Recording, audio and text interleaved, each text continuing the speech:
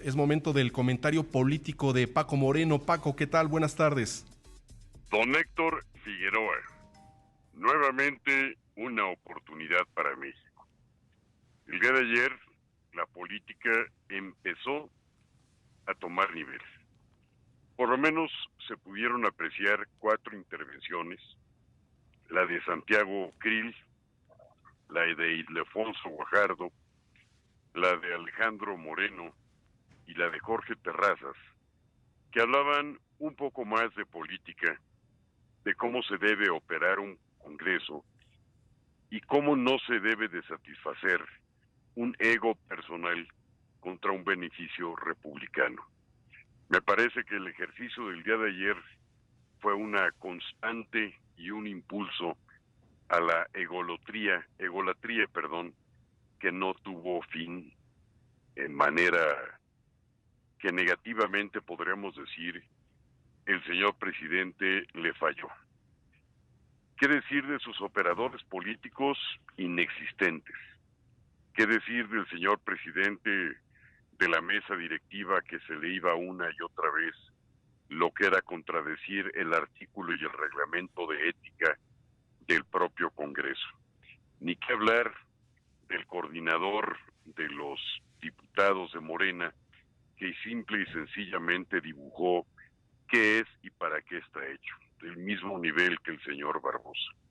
Hoy los mexicanos debemos de tener la tranquilidad de que entró una bocanada de oxígeno y que si en realidad queremos hacer algo diferente, es el momento para hacer la política. Fueron más los berrinches que los argumentos y finalmente no se pudo llegar a nada. Me parece, querido Héctor Figueroa, que es el momento prudente para que los mexicanos podamos ponernos a pensar un poco más en política y menos en grilla. No le vayamos a hacer daño al tratado de libre comercio que tenemos con Norteamérica, porque varias de sus cláusulas hablan de leyes que no podemos cambiar a nuestro libre arbitrio. Por lo demás, jefe Figueroa, ¿usted cómo vio el día de ayer? Muy interesante lo que comentas, Paco, sobre la operación política efectivamente desastrosa. ¿Cómo es posible que sometan al Pleno una votación cuando no tienen amarrados los votos suficientes, Exacto. tratándose de una reforma constitucional que requiere 2/3 de los ahí presentes? Pero tú, como conocedor de leyes, como experto en leyes, coincidirás quizá conmigo, porque también ayer se demostró que el constituyente estableció precisamente estas cláusulas, el constituyente permanente, de que no se puede modificar la Constitución si no se tiene más de 2/3 de los votos, es decir, más de 66% de los ahí presentes. ¿Y esto por qué? Pues para defender precisamente los preceptos constitucionales que no pueden ser modificados al antojo o por la ocurrencia de un momento político en específico, Paco. Representa un daño terrible para el país.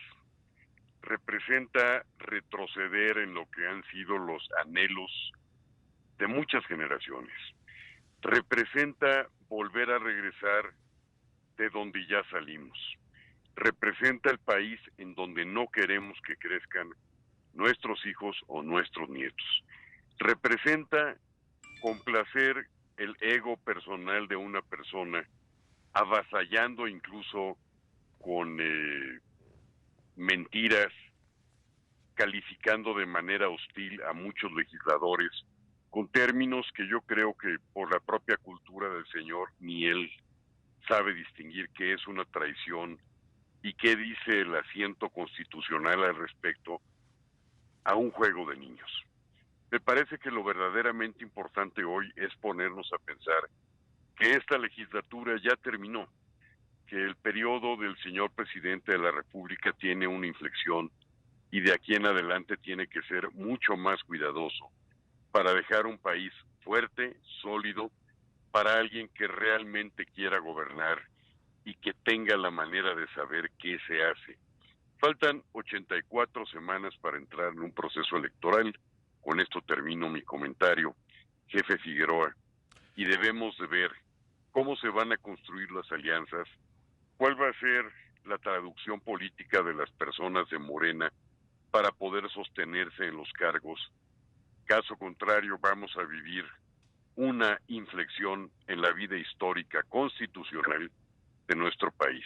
Por último, deseo que a México le vaya bien y que a los mexicanos les vaya mejor y que tengamos un mucho mejor gobierno que el que actualmente tenemos.